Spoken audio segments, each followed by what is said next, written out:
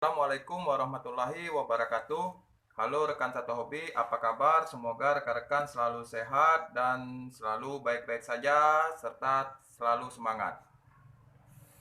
Jumpa lagi rekan-rekan dengan channel saya, channel yang selalu memberikan informasi seputar dunia ayam yang mudah-mudahan bermanfaat untuk rekan-rekan.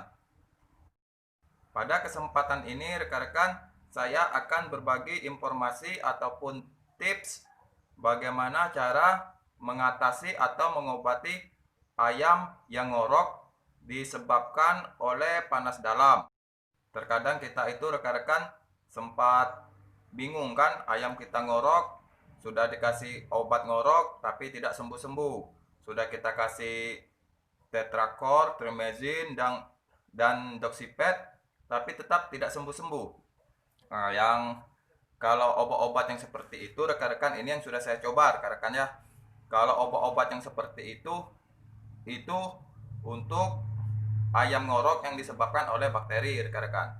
Nah, saya kemarin juga pernah ayam saya itu ngoroknya tidak sembuh-sembuh. Saya coba kasih Tetracore sama Trimezin pagi, sorenya saya kasih Doxypet tapi tidak sembuh.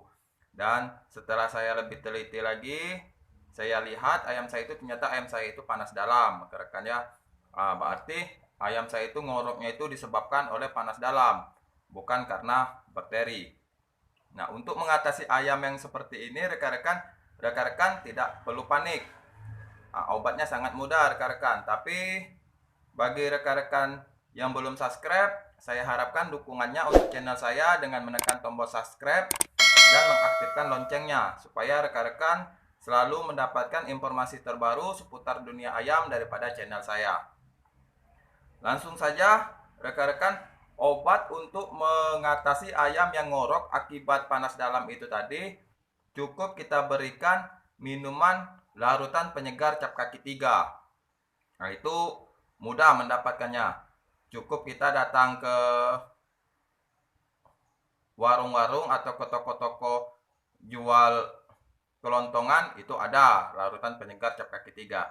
Caranya kita letakkan di tempat minum ayam.